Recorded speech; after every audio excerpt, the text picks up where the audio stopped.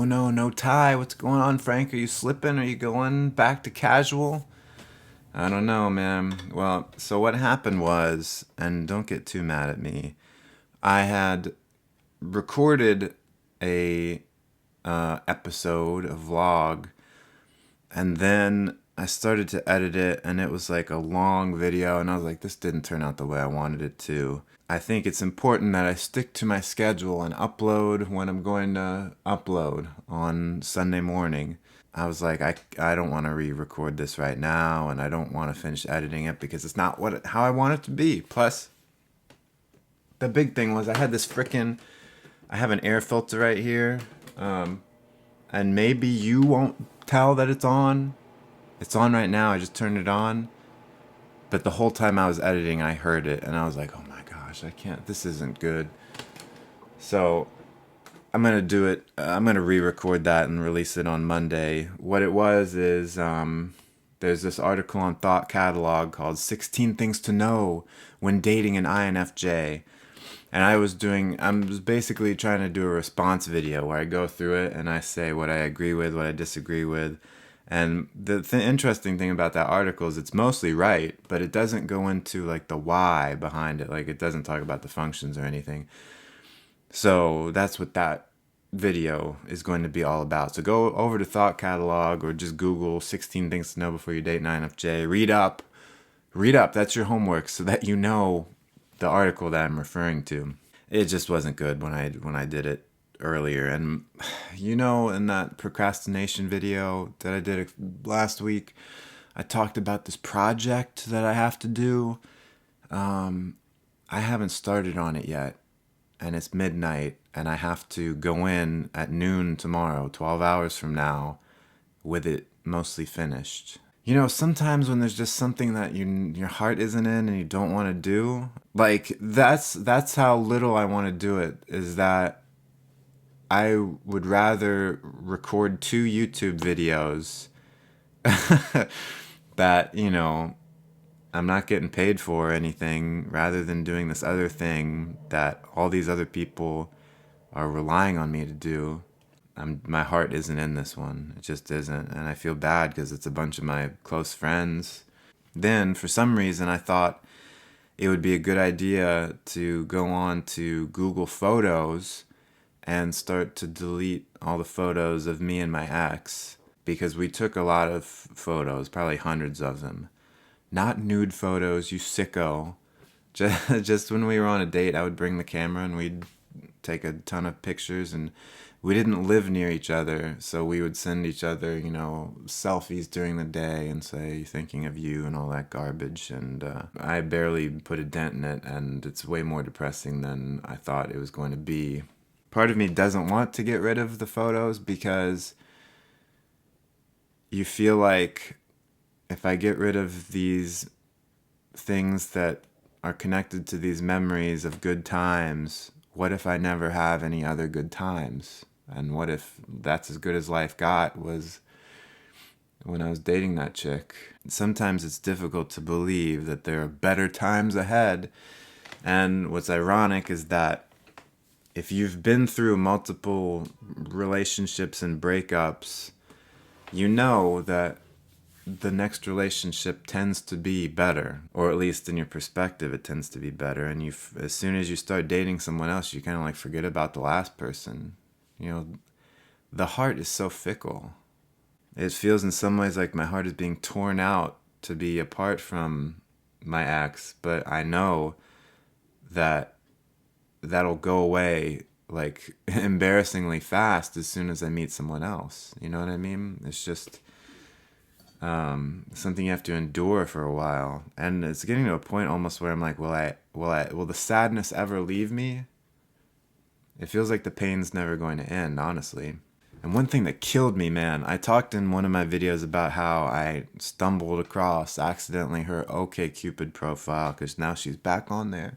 She's back on the horse, man. She needs to get out there and date again. I don't blame her, but one of the new pictures in her profile is a selfie that she sent me that, was like one of those, hey, how's it going, thinking of you selfies. And she put it in her profile for some other doofus guy to look at and say, hey, cutie, what up? You know, I don't know. She can do whatever she wants, but also I went to a wedding today. It was for like someone who's just kind of a friendly acquaintance who I've known since high school or before. It's like family friends, and it was a very good wedding, and there was a lot of thought and planning put into it. The photographer's assistant for the wedding, I think she was my soulmate, and I fell in love with her during the course of the reception, and I met her eyes, and I imagined our entire life together, our marriage and our children and our cottage on the coast of Maine, and then I never even introduced myself. It's kind of like, what do you say? I thought maybe if I introduced myself, I would just say, hey, I thought I would introduce myself for no good reason. Okay, bye. Because it's like, am I gonna ask her for her number? Hey, virtual stranger, you don't know me. I've got cool hair. Do you want to go on a date? I know you're working right now, and this is inappropriate, but... And the thing is, that would work if the person was in the right frame of mind, and if they liked you. But if they don't like you, if they're not in the right frame of mind, then they're going to be creeped out by it. And you just don't know until you do it. And I didn't feel like doing it. I'm sure other soulmates will come along. I think. It's weird how much I talk about this and how much my mind is set on dating and all that. And this is one, because I'm never going to be able to tell anyone that I date that I have a YouTube channel, because I'm not going to want them to watch it. It was talking about, like, what would you do if you were dating a guy and he said, yeah, I have a YouTube channel, here it is, and then you go watch his videos, and it's all stuff like this, where he's talking about how he can't get over his ex and how he's, like, fallen in love with the photographer at the wedding, and he doesn't even know her name, never even said 2 words to her. Hello, I love you, won't you tell me your name? That's what it was like. Anyway, I don't even know what I was talking about. I think what it is that I have this thing where I feel like someone else is going to save me from all my problems. And every relationship I get into, it's clear that my problems are way too whacked out and crazy for anyone else to solve. That doesn't mean that I shouldn't date. I think I just need to go into it realizing that all of the things that make me such a screw up are gonna have to be addressed by me, and that no one else is gonna want to help me there. But yeah, if there's any takeaway from this video, if there is one, I guess it's that whole thing about letting go of the past. It's very difficult. I have hundreds of photos of my ex, of me and my ex. I think I have to get rid of them all. And I have handwritten letters. I have a frickin' scarf that she knitted me. It's like, on the one hand, I need to have grace with myself, and I don't need to be brutal with myself and to get rid of all those things, but all at once. But I need to start doing it because there's no point in keeping it. But I think it all comes to this fear, like hoarding memories, because you're afraid that if you let go of them, if you forget the good times, that no other good times will ever come, and you will have forgotten the few good times you had, and then you'll just be stuck with bad times. Ultimately, I think that's what hoarding of possessions comes from in some ways, that you're afraid to let go of your material possessions because, what if you never get anything else? So there's my point, is when you let go of the past and you're afraid to do it, it's because you don't think the future is going to be very good. And so you need to just tell yourself, the future's going to be great, man. He said with no conviction. Yeah, better things are always in the future. Well, better things are now. Let's not worry about the future. Let's just worry about right now, because the future will be right now. So I hope this wasn't too much of a disappointment to just get kind of this random vlog. Thank you for watching, because you're cool and attractive.